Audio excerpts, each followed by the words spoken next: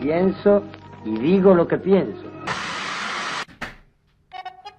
Doctor, yo acá tengo unas 8 preguntas.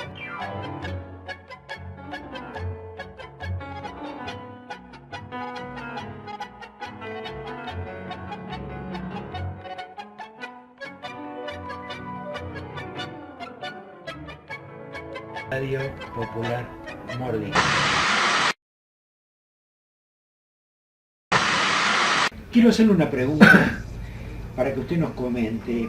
Otro tema que está en el orden público, digamos, ha generado todo un revuelo en lo público, en lo privado y en lo jurídico, que es el tema de la baja de la imputabilidad a los 14 años. Es una respuesta demagógica, esto es lo que le envuelve a esto. Ya uno está harto de ver cómo cada político con un ejercicio barato, indigno de la política, lo primero que quiere es decir bajemos la imputabilidad. Ver a un ministro de Justicia que plantea eso a mí me da vergüenza. Tenemos que dejar de molestar a la sociedad con esto, dejar de engañar a la sociedad con esto, dejar de llenar las policías de armas, autos y equipamientos, porque lo que hay que hacer es esos fondos destinarlos a que deje de haber pobreza. Porque recién cuando logremos más igualdad social, más oportunidades, aunque sea un piso, yo no digo todos seamos pobres o todos seamos ricos, digo, tiene que haber un piso de nivel de vida digno. No tiene que haber ninguna persona que necesite salir a robar para comer, que necesite salir a hacer algún acto de violencia para ser visto. No tiene que seguir pasando esto. Yo no estoy justificando la delincuencia, estoy entendiendo la delincuencia, que es diferente. Si nosotros seguimos juntando armas para controlar a los pobres que salen a robar, porque los ricos roban de otra manera y no los miramos, vamos a seguir la misma. Entonces, bajarle la imputabilidad es darle a ese necio que grita y grita que hay que matar a esa rata inmunda que anda robando en la calle, decirle vení, votame que yo te voy a poner policías para que lo aplasten a ese y no te moleste. Eso no puede pasar. Esa persona que quieren aplastar es igual al que reclama que lo aplasten, pero sin oportunidades. Por eso sale a robar. Por eso no vemos ni clase media ni clase alta saliendo a robar a hechos que tienen esa violencia gráfica de el golpe, la sangre, el arma. Eso es lo que hace que la gente salte desde la parte superficial, así diciendo, no puedo ver esto. Y no ven al que tiene cuentas en Panamá, no ven al que contrabandea, no ven al que negocia perdonando a un presidente a su padre una deuda gigantesca que afecta a la sociedad. Eso no lo miran, lamentablemente, porque tampoco se lo muestran. Los políticos se encargan a través de medios cómplices de que la gente vea a ese pobre que anda con un arma robando y no ven a ese rico que roba 100, 1000, millones de veces más que ese pobre, que roba porque el otro le quitó las oportunidades. Lo que usted está comentando me lleva a una reflexión de un artículo que creo que yo le hice partícipe a usted por Facebook sobre el tema de la posverdad. Ah, sí, está muy bueno. Que lo que usted está comentando tiene mucho que ver con ese concepto, donde se aplica, digamos, un concepto de manipulación de la opinión pública, donde se la manipula con la parte sensible y perversa de la opinión pública. Y todo aquello que digamos, demuestra todo lo contrario, pero con datos fehacientes y válidos, no se tienen en cuenta. Es decir, yo le iba a hacer una pregunta sobre ese tema, pero usted indirectamente me lo está contestando con la pregunta anterior. Es así, lo estamos viendo. Mire, yo me reía, esta mañana charlaba con mi madre, hablando de eso, porque hablamos de cosas de la política y demás, pero ¿cómo entender si te dicen tantas cosas? Pero bueno, vieja, le digo, pero hay una cosa muy clara, están los archivos, vos tenés que mirar lo que esa misma persona que hoy te está mintiendo dijo antes. Vos no podés ver que viene, no sé, una nata con los versos que ha hecho durante tanto tiempo y creerle porque lo dice, porque ya se acabó la época en que uno miraba una pantalla y decía, lo dice la televisión, es verdad. Hoy tenemos empresarios que usan su voz y sus conocimientos para engañar a la gente. Desde el propio periodista y la propia empresa que está atrás, que trabaja para alguien y negocia con alguien para que la gente crea determinada cosa. Hoy está pasando eso y es brutal. Por eso voltearon la ley de medios para poder hacerlo. Y hoy tenemos una gigantesca empresa, o dos o tres, no muchas más, que desde 1000 bocas, con distintos nombres, dicen la misma cosa. Y a la gente le hacen creer que esa es la verdad porque la dicen todos, como le dicen a la gente. Esto no es cierto, es la misma empresa con los mismos intereses, con las mismas intenciones, que lo grita desde todos lados, aturdiendo a la sociedad, diciéndole violencia, violencia, violencia, corrupción acá, corrupción acá. Las otras no las muestran, entonces la gente termina creyendo que esa es la verdad. Y Esta las es la otras, cuando manipulación. son muy evidentes, las relativiza. Y por supuesto la relativización. Esta mañana escuchaba en Canal 12 cómo trataban de decir que no es gran cosa el problema de Correo Argentino. Era gracioso, yo lo escuchaba y digo, bueno, ¿qué vuelta más le van a dar al tema? Hay una cosa básica, no puede un presidente tomar una decisión a través de un funcionario suyo que favorezca a su padre. Punto, terminado el asunto. No hay que darle más vueltas si es 1.000.000, 2.000 o 70.000. No puede hacerlo. Esto es una bestialidad, una cosa tan gruesa de decir, pará, es incompatible, son negociaciones incompatibles con la función pública. No puede un funcionario, a través de ningún subalterno de él, tomar una decisión que dé semejante favor a alguien de su familia. Más cuando sabemos, porque esto es público. Hoy lo explicaban, anoche lo explicaban en otro medio, que por supuesto es el único que habla diciendo cosas distintas a las que dice el resto.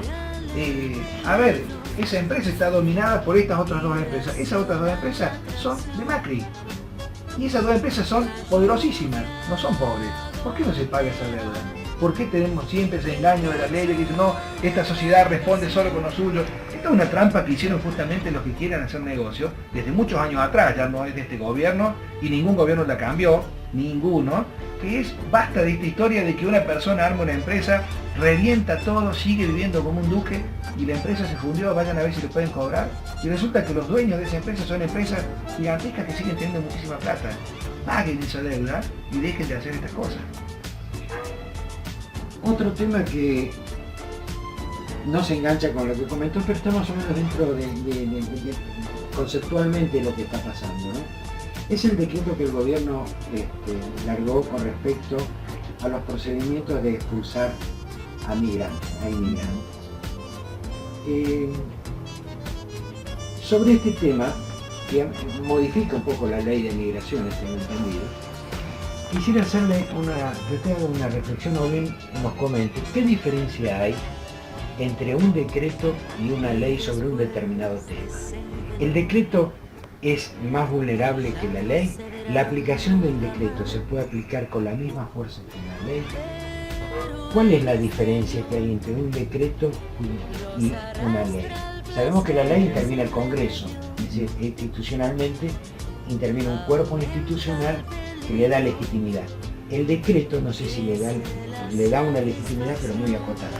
Pero judicialmente hablando, ¿qué fuerza legal tiene uno o el otro en un determinado tema, por ejemplo, esta migración? No, un decreto y una ley son dos decisiones totalmente legales en la medida que se tomen respetando los límites que tiene cada una de esas decisiones.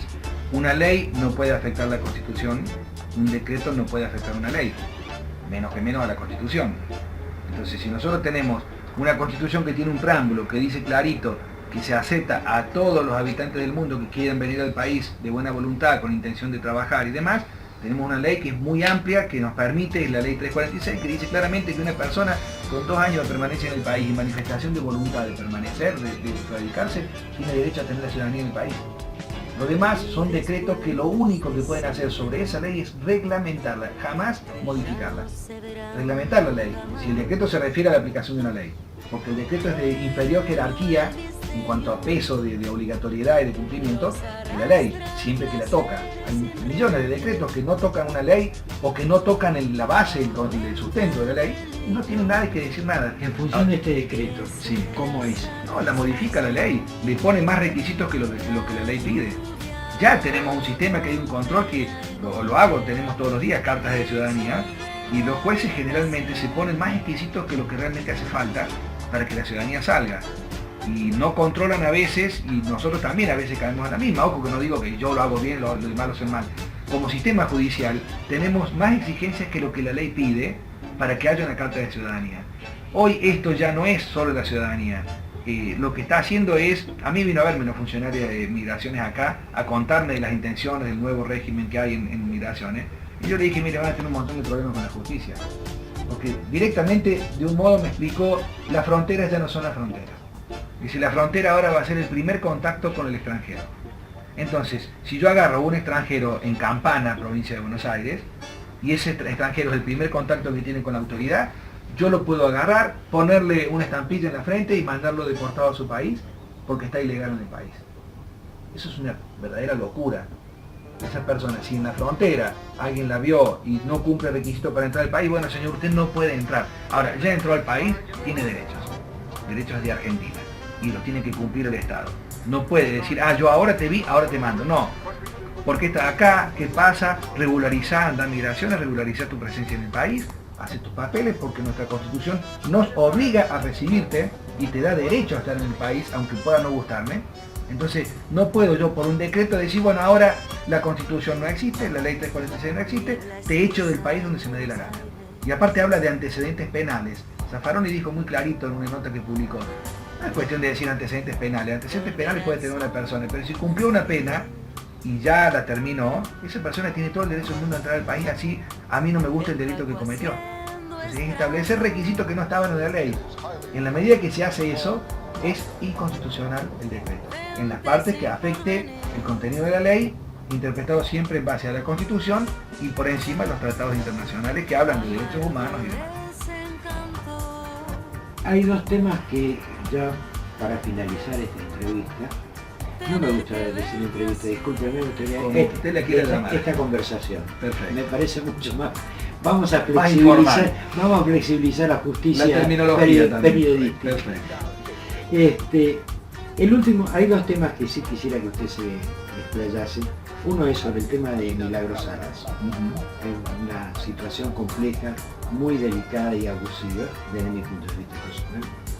Y el nombramiento del famoso doctor Casas o de las Casas como miembro representante del país en la Comisión Interamericana de Derechos Humanos. Perfecto. Lo de Milagros Salas, bueno, nosotros desde Justicia Legítima lo hemos dicho, yo me he expresado públicamente cada vez que me lo han preguntado. Llevo 32 años trabajando en la justicia, sabiendo lo que es el riesgo procesal, que es la única razón fuera de una condena efectiva para que una persona esté en prisión.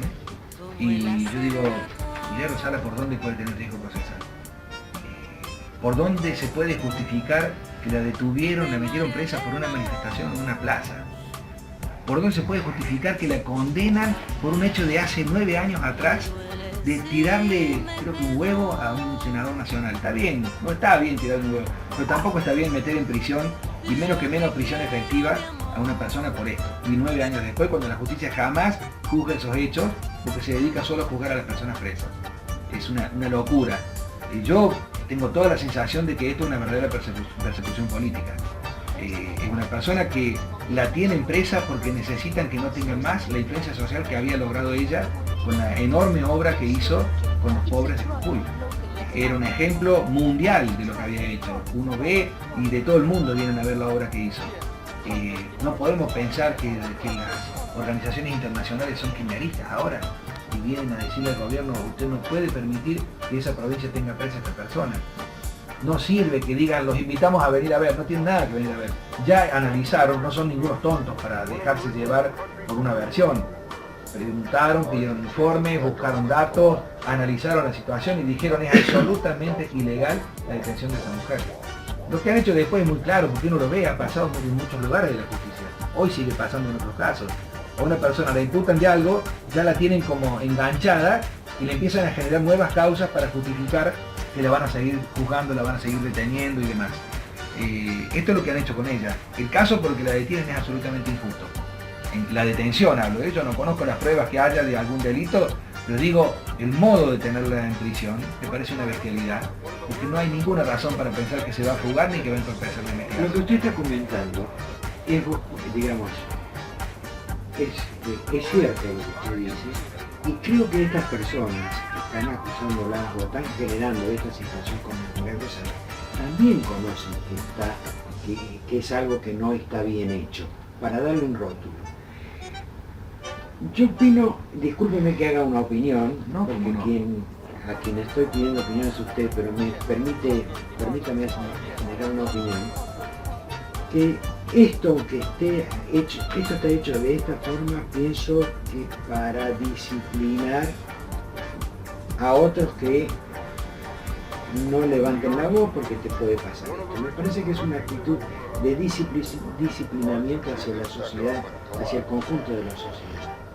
Si no importa que esté mal hecho, que vengan de Naciones Unidas o vengan de la OEA o de donde vengan, Comisión Europea, no importa. Esta señora, a vos te puede pasar lo mismo, así que cuidate. Pienso yo, es una opinión Comparto 100% su opinión.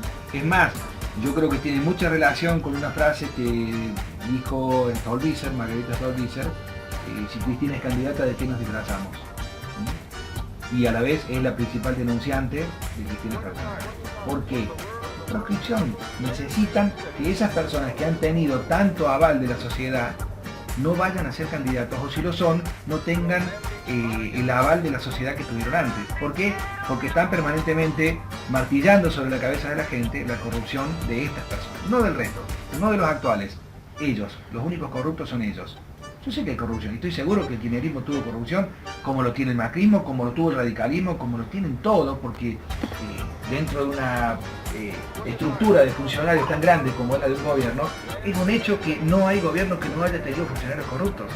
Ahora, de ahí a decir, esta letra se identifica con la corrupción y los otros somos todos angelitos que venimos a solucionar el país, mientras uno ve las medidas de gobierno, los funcionarios que lo integran, la historia de esos funcionarios y demás, dice, bueno, está muy claro que están manipulando la sociedad. ¿Por qué? Porque necesitan que esta gente no vuelva. Lo mismo hicieron en Brasil con Dilma y están haciendo con Lula. ¿Será por eso que este desplante, entre comillas, de la designación del doctor Casa o de las Casas en la Corte Interamericana de Derechos Humanos es un poco también, obedece a esa política, a ese concepto? Yo siento que, yo no lo conozco a este hombre, pero veo el historial que le atribuyen y digo, bueno, si tienes historial, ¿qué hacen derechos humanos?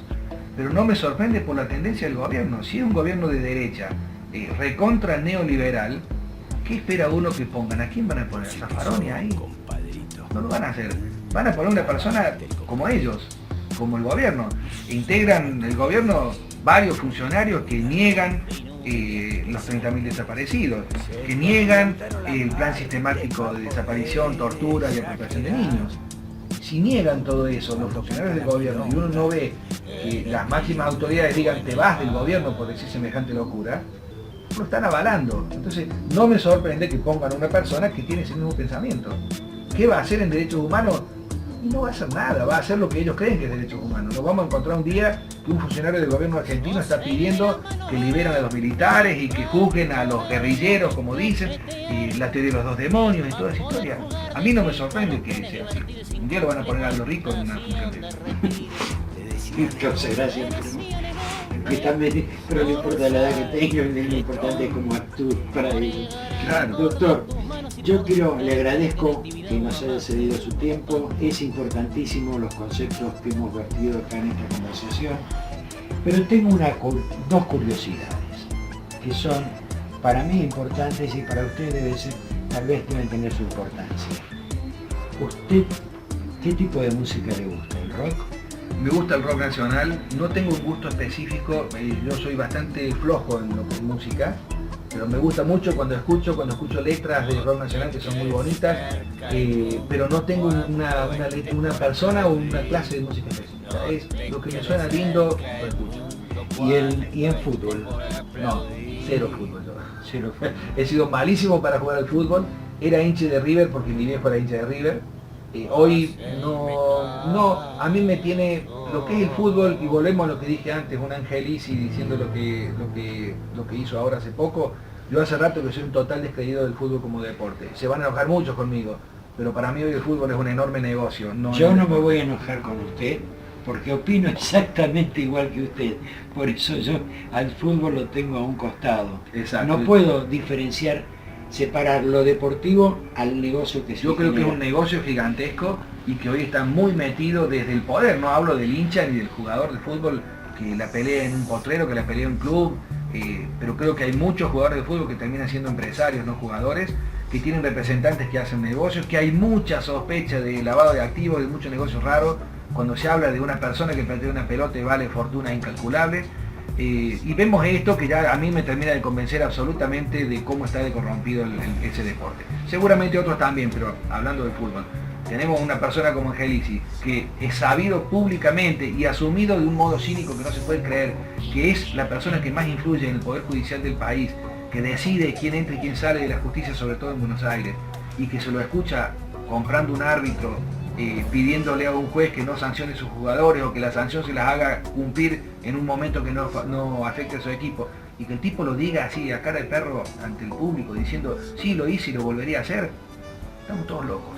Y si eso es el fútbol, a mí me confirma la idea que tengo de que me gusta ver jugadores fantásticos, que sea como Messi, como cuantos de estos que son increíbles las cosas que hacen, pero como actividad deportiva en sí me parece que está muy sucia. ¿Se anima a recomendar un libro para leer? Bueno, yo lo último que he leído un libro ahora hace poquito, pero es muy de la justicia, pero es lindo para conocer cómo funciona la justicia, un libro de Irina Hauser que habla de los supremos. Después, autores, me encanta Saramago, he leído Katzenbach, ahora un par de libros de Katzenbach que son muy buenos, Juicio Final se llama uno, y el otro que estoy empezando a leer, Psicoanálisis, el psicoanalista creo que se llama, que también son casos policiales, son muy lindos. Y demás, leo mucho, estoy con muchos libros abiertos de historia del país porque tengo una gran deuda en eso.